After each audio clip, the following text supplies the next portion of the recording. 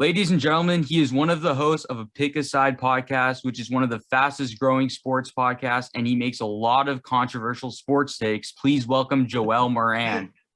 Hey, that was one hell of an intro. Controversial sports takes. Let's get it, man. That's what I'm known for. That's crazy. It's cool though. Here, just in case the viewers don't know, tell us a little bit about yourself. Yeah, well, my name is Joel. You hit it right on the nail. I love, I think it's self-explanatory. I have a sports podcast. I love sports, but I just love other things too, man. I love going on adventures. I love art. I love music. Before I did the sports podcast, I used to make music. I used to rap and I used to make beats and stuff. I would have like a beat machine just making beats all day. So yeah, that's just a little bit about myself. And I'm a Jets, I'm a Knicks fan, I'm a Luka fan, I'm a Harden fan. So hopefully we got some topics about them today. And also I'm on the Colts bandwagon this season. Matt Ryan all day. I got some questions about that because I'm a Falcons fan. So I got some questions about Matt Ryan and all that. But I got a few other questions though before we get into sports. How'd you guys start Pick a Side? Yeah, so I love telling this story and people always ask it. So I always wanted to start a sports podcast and I was brainstorming the idea with my friend JC and Guaba. That's his name, Michael Guaba. We were brainstorming the idea. It never really came into fruition. It was just like a thought. Then I used to really be on Twitter arguing all day. I know I'm on Twitter now, but back then I was on it even more with no followers, arguing all day long with Riv, with JC, with Seb, with all my friends from, back home. And just one day, I just got tired of just typing all day, because I used to wake up, type, debate, sleep, type, debate.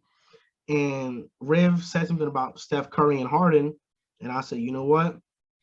Let's just do this on a podcast, man. Let's just go. He said he's down. We rented out a studio in WeWork in New York, and we filmed our first episode. It was me, JC, Riv. We debated Harden and Steph. At that time, Carson Wentz and Dak Prescott was a hot topic. That was back in 2019. So we had a great first episode, and ever since then, we just been doing it ever since. That's dope. How did you meet Drew, Joel, and Riv? So Riv, I met him from the podcast. I always knew Riv, but I got closer to him because of the podcast. We really became, brothers because of that. Drew, we all are from the same city. We're from Hackensack, New Jersey. We all went to the same high school, graduated from the same high school. But I wasn't really cool with Drew or Joel back then. I didn't really know of them. Until one day, there were Drew was somebody I would debate on Twitter with. And at the time we were playing Call of Duty, I invited him to play Warzone. We just hit it off. We started talking and I said, you know what, man, this week it's only Riv and I, so you should come on the show and, let's record. And Drew said he was down. And then one thing led to another. Drew came on the show and Joel is an amazing football mind. And Riv at the time was having some scheduling issues, so he couldn't make it for both episodes, for the football ones more so. So we just got Joel on the football pods, and ever since then, it's been me, Drew, and Joel on football, and it's been me, Drew, and Riv on basketball. Okay. Yeah, I always notice that it's Riv and Joel are always on different topics, especially with Riv and basketball and Joel and football. Just a few more. What advice would you give to people who are starting a sports podcast? I would just say I think that's a tough question because there's a lot that goes into it. But first off, it's just actually loving it, loving doing it. And it's also about having your brand on point, having a name, of course, having a logo, having a look.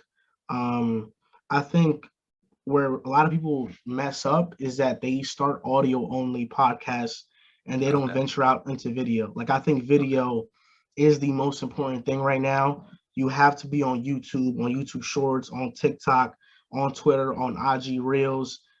That's really been our foundation. And not everything is a rapid growth. Not everything is rapid growth, but everything is definitely steady. And it's just about being consistent. With TikTok, the growth for us has been a lot, but it hasn't been the same with Instagram. As of recently, Instagram has been gaining more traction, but that's because of that consistency. But I think video definitely is, you have to have video with your podcast nowadays. Not only does it help with people tuning into the audio portion, but now you're able to expand your business because of the views and impressions you garner from, the video aspect of things. That's fair. And then one other thing too, this is something I'm also curious about as well, is you guys always talk about doing research. I feel like, you guys take pride in doing a lot of research for your sports takes. How do you guys do research specifically? Like, you guys watch full on games, and I'm also wondering, how do you even watch full games? Because I don't have League Pass, or for football, I don't know what it is. I can't speak for Drew, Joel, and Riv because they have their own process. But I could speak for my process. Like, when it comes to basketball, it is watching full games. It is, I try to watch condensed versions. I have League Pass, and that's another thing. Investing in League Pass and Game Pass, like, that's very helpful. PFF, like, having these subscriptions that give you access to stats that the normal person doesn't have. So with me, with League Pass, I watch condensed version of games. It's usually like 40 minutes long, and it shows every possession. I watch that for basketball. Cleaning the glass is a great resource for basketball. It shows you a bunch of stats, like on and off numbers, defensive, on and off, like all these plus minus stuff, advanced analytics. And with football, it's about watching film. I have Game Pass. I do hate Game Pass. Like, I think the American version sucks. So I usually use a VPN and like connect to like a European version. Okay, and there it's you go. so much better. Yeah, like, it's so much better. And I just watch those games like that. I try to watch as much as I can, but definitely, like, there's so much going on that you can't watch everything. Okay. That's actually very helpful for, because especially with me and a lot of other people, I've always wanted like to get more knowledge than I already have in sports. Yeah. So that really helps. Thank you. No problem. Let's get into some sports questions. So one of your tweets, you said that NBA offseason clears NFL offseason. Yeah. This past NFL offseason was probably one of the greatest that I've seen in my lifetime. Yeah. So are you saying that this past NBA offseason is better than what we just saw in NFL?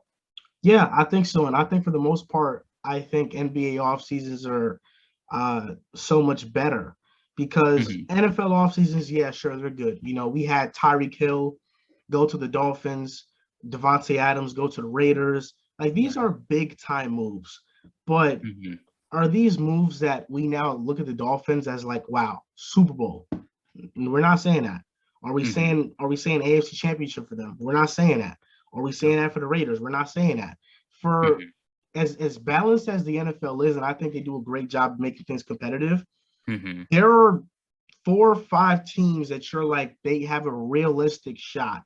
With the NBA, it is so wide open that I think there are a lot of teams that can make a big time run, especially this offseason. You look at what Boston did, they got better.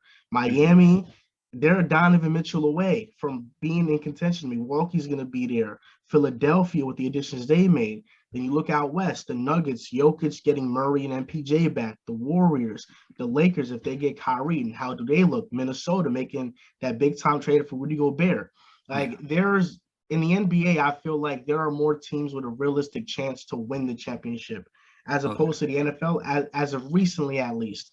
And also in the NBA offseason, I feel like there's just so much more to talk about. Like, right now, they're like, we do NFL shows weekly. It's harder to come up with a topic list for the NFL. Like, it's just by nature, it's harder. For the NBA, something is going on every single day, whether it's somebody tweeting, whether it's some drama happening. Like, something in the NBA is going on every single day that you can have a topic about it, and it's interesting. Okay, that's fair. I think it's fair to say. So just this past I'd say week. It's been, I say, about a week since the for the NBA free agency. Jaylen Brunson signed a deal with the Knicks. Do you think that deal was too much? Do you think Knicks gave up too much? No, I think they gave him what he's worth. 4 years, $106 million. He deserved that money. You look at how he performed in the playoffs, how he performed without Luka Doncic when Doncic didn't play, when he didn't start. I think Brunson deserved that. Now, he's going to be the 13th highest paid point guard in the NBA. He's not the 13th best point guard. He's not a top 15 point guard. I would say he's a top 20 point guard. I would have him like between the 18th, 19th best point guard in the league. That's fair. But I think it's a reasonable contract, especially given what the point guard market is right now. What we see deals like we just saw what Joel Moran, Darius Garland got paid.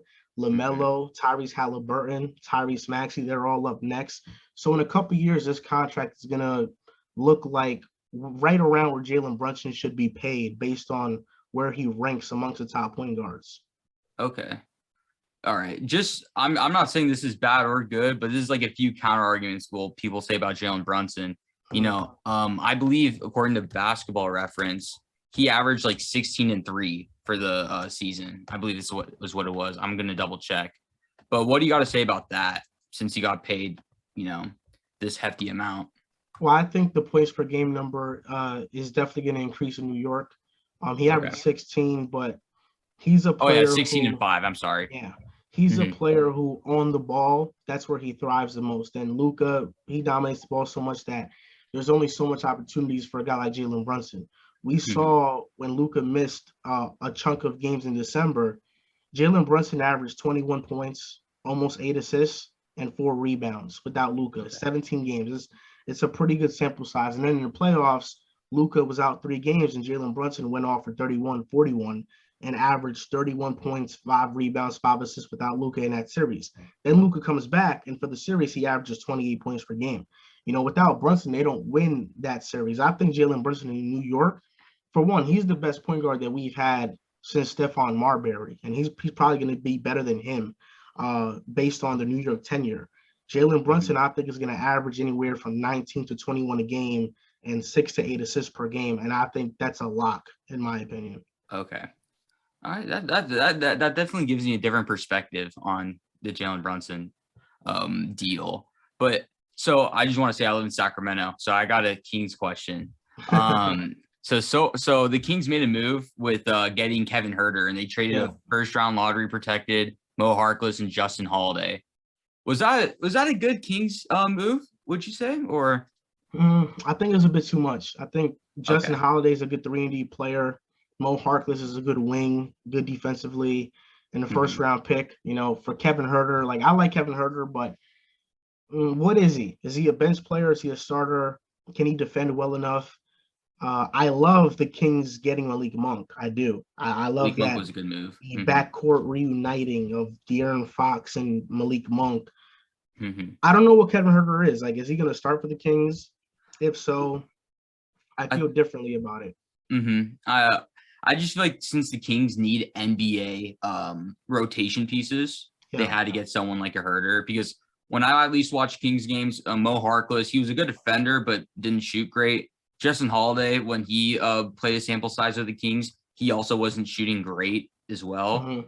So it's just like they kind of had to give those 2 people up because they want shooters on the team, because they were 24th in shooting from 3-point from the 3. Yeah, so that's going to improve this year for sure. Yeah, because they got now getting Huerter and Malik Monk, they'll definitely skyrocket.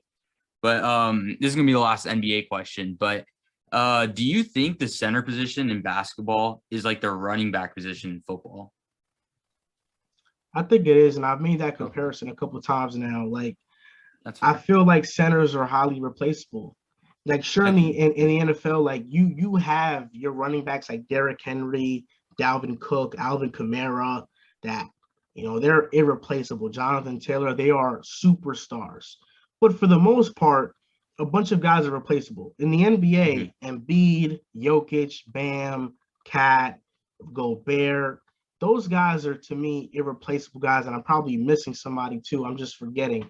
But when you look at guys like Clint Capella, you look at guys like DeAndre Ayton, they are all in the same tier to me. And not only can they be replaced, but I think you can develop somebody coming in the draft to be as good as those guys. I feel like they're highly replaceable because they are lob threats. They are somewhat good defenders. They're good rebounders.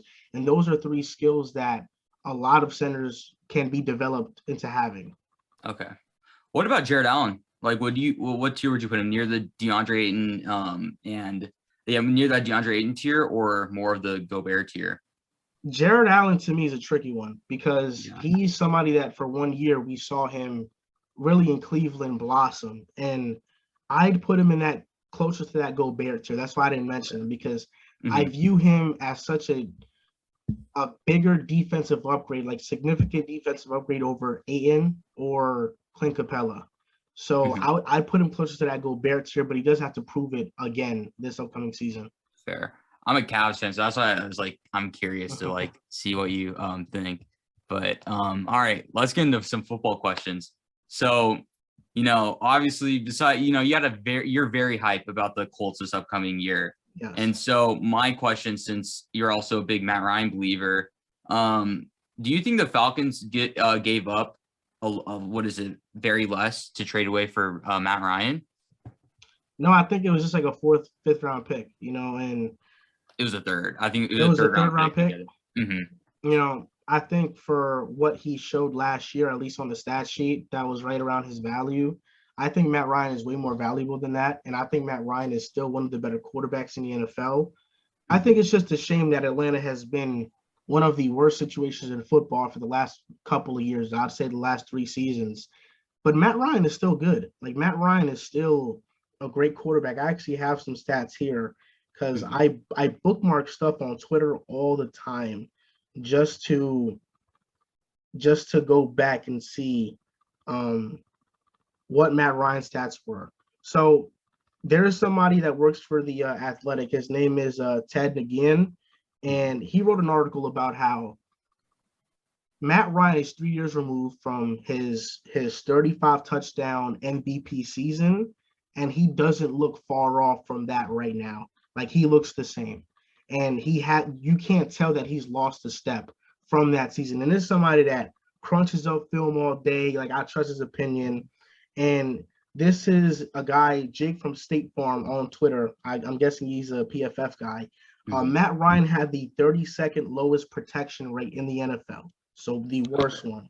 He was 11th or better in accuracy rating, true completion percentage, deep ball completion percentage, pressure completion percentage, and play action completion percentage, and 15th in true passer rating, while having the 7th most drops in football.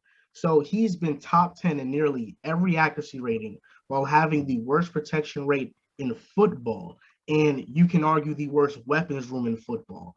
This is why I think Matt Ryan, he is more on pace for having an MVP level season than he is just having a solid one.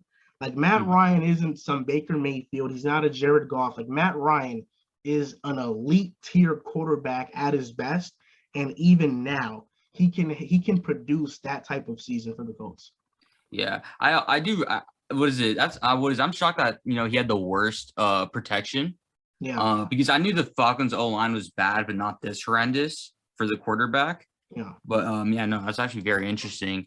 But besides the hype train on the Colts, which team do you think will pop off besides the Colts this upcoming year? Like a surprise team. So let's just go through the teams real quick. AFC East: Dolphins, Bills, Patriots, Jets. I like the Jets, but I'm not ready to go all in on them just yet. AFC West, I think looking at Chargers easily. I think Chargers are ready to make that leap this year. I'm not buying the Broncos stock. I'm not either. I'm not buying it. AFC North, I think the Bengals win that division still. AFC South, the Colts, of course. Then going over to the NFC. NFC North, the Vikings have a chance at winning that division, but I'd still put Green Bay, so I wouldn't put them as a team to make a leap. NFC South is the Buccaneers. That's easy. What about Saints? Saints, I think they're going to make the playoffs, but I don't view them as a serious threat to win the division, in my opinion. NFC West, I think it's pretty much going to be the same order. Rams, Niners, Cardinals, and Seahawks are bottom dwellers. And NFC East, well, the Eagles, I think they're going to win the division. I think they win the NFC East. Okay. So my two surprises for this year are that the Colts win the AFC South and the Eagles win the NFC East. Okay, that's fair. I don't think anyone defers about the Eagles because I feel like Eagles have, upgraded their wide receiver room with AJ Brown, and also have I believe they gotten one other big acquisition too. I just can't put my finger on it. Well, in the draft, they had an amazing draft. They drafted Jordan Davis. They also signed Hassan Reddick from Carolina. That's who it is, Hassan Reddick. Yeah, the Eagles are very good. I think they're going to be very good. Last year, I picked them to make the playoffs too. Yeah. When people were predicting them to win 4 games. So yeah, they I've also been got all Bradbury too from yeah, New York. So yeah, that's a huge pickup. for sure. All right. So one last question before we wrap this up. So I want you to give a hot take that you haven't shared yet on, pick a side.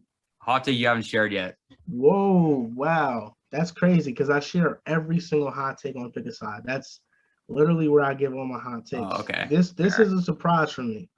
Hot take that I haven't shared yet. I'm trying to think. You really caught me off guard with this question. Okay. I don't think there is one. I really don't think there is one. That's fair. There you go. We do a show 2 times a week. Everything comes out on that show. That's fair. There you go. That just shows how genuine they are about their takes. All right, so we're gonna wrap this up. Thank you so much for really hopping on and taking time out of your day to get on. Guys, if you guys really want to check them out, their Pick a Side. I'll leave the link in the description for my YouTube channel, and just in case you guys want to watch their episodes. They're really entertaining. And yeah, I'll see you guys on the next one.